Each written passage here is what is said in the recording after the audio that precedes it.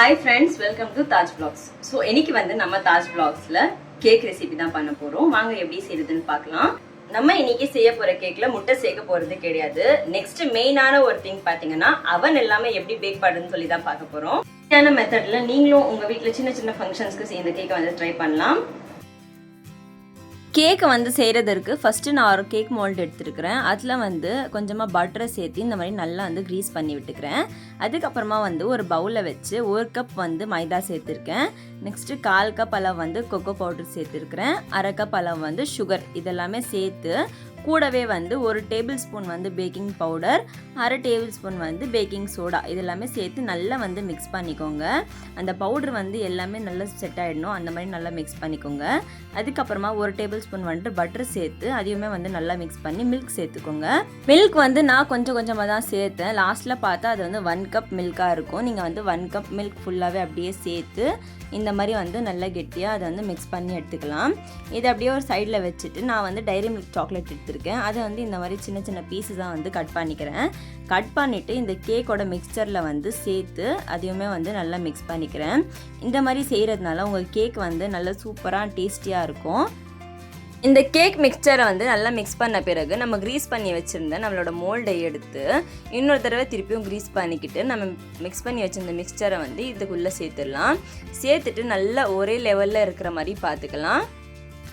மேலே வந்து கொஞ்சம் நல்லா தெரியறதுக்காக நான் வந்து கேஷ்யூ நட்ஸ் வந்து சாப் பண்ணி இது மேலே சேர்த்துருக்கேன். நல்லா இருந்துச்சு பேக் ஆன பிறகு, நீங்களே பாருங்கள்.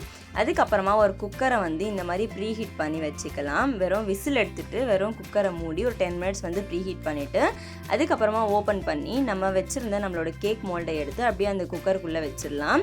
வச்சுட்டு அதை கரெக்டாக வந்து செட் பண்ணிவிட்டு குக்கரை விசில் எடுத்துகிட்டு மூடிட்டு ஒரு 45 மினிட்ஸ் வந்து அப்படியே விட்டுருங்க. நல்லா சூப்பராக உங்களோட கேக் வந்து பேக் ஆகி வந்துடும். ஆனால் ஃப்ளேம் வந்து சிம்மில் வச்சுக்கணும், ரொம்ப ஹைலையும் வைக்கக்கூடாது, நெக்ஸ்ட்டு வந்து மீடியம்லேயும் வைக்கக்கூடாது, ரொம்பவே சிம்மில் வச்சுக்கோங்க. அதுக்கப்புறமா ஃப்ரெஷ் க்ரீமை போட்டு விப்பிங் க்ரீமை வந்து நல்லா கெட்டியாக ரெடி பண்ணிக்கிட்டேன். எதையுமே கொஞ்ச நேரம் வந்து ஃப்ரிட்ஜில் வச்சு எடுத்துக்கலாம். டார்க் சாக்லேட் வந்து எப்படி மெல்ட் பண்ணுறதுன்னு சொல்லி நிறைய பேர் வந்து கேட்டிருந்தீங்க. ஒரு சின்ன பவுலில் வந்து தண்ணியை வச்சுட்டு நல்லா பாயில் பண்ணிக்கோங்க. அதுக்கப்புறமா ஒரு கண்ணாடி பவுலில் சாக்லேட்டை போட்டுட்டு அந்த பவுலுக்கு மேலே இந்த கண்ணாடி பவுலில் வச்சுட்டு நீங்கள் அப்படியே மிக்ஸ் பண்ணிகிட்டே இருந்தால் அது நல்லா மெல்ட் ஆகி வந்துடும்.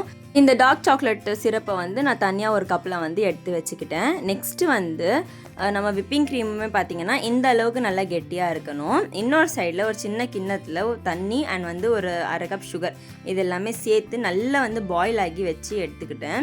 ஏன் டார்க் கலரில் இருக்குதுன்னு சொல்லி உங்கள் எல்லாரோட மைண்ட் செட் இருக்கும். நான் சாக்லேட்டோட அந்த விஸ்கர் போட்டு விஸ்க் பண்ணதுனால அது வந்து டார்க் கலரில் இருக்குது, வேறு எதுவும் இல்லை. அதுக்கப்புறமா 45 மினிட்ஸ்க்கு அப்புறமா நம்ம கேக்கை வந்து ஓப்பன் பண்ணி பார்த்தா சூப்பரான கேக் வந்து ரெடி ஆயிடுச்சு. நல்லா ஸ்பஞ்சியாக இருந்துச்சு.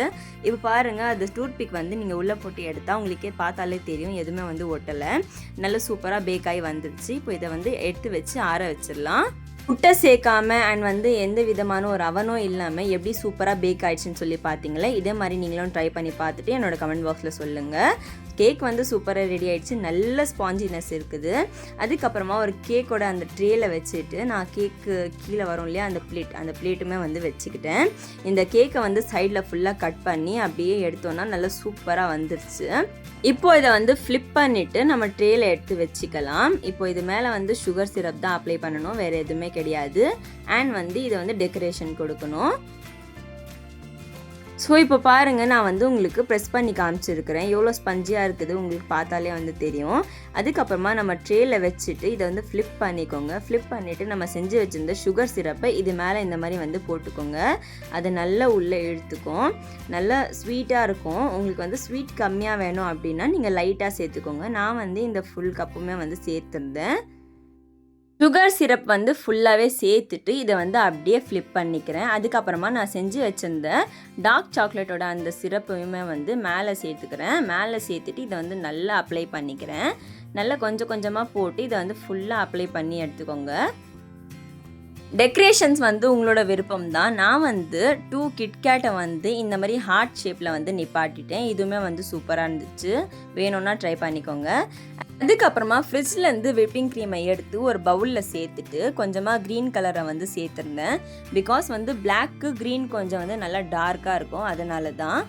இதை வந்து நல்ல மிக்ஸ் கொடுத்துட்டு இதை வந்து டெக்கரேட்டிவ் பேக்கில் வந்து சேர்த்துட்டேன். நான் வந்து இன்றைக்கி ஃப்ளவர் நோசல்ஸ் தான் எடுத்திருந்தேன். ஸோ இந்த மாதிரி நல்லா வந்து 4 சைட்ஸுமே வந்து சூப்பராக பண்ணி எடுத்துக்கிட்டேன். லாஸ்ட்டாக வந்து ஜெம்ஸ் அண்ட் வந்து என்கிட்ட அது சின்ன சின்ன சோம்பு மிட்டாய் இருந்துச்சு. ஸோ அதுவுமே வந்து அப்ளை பண்ணிக்கிட்டேன்.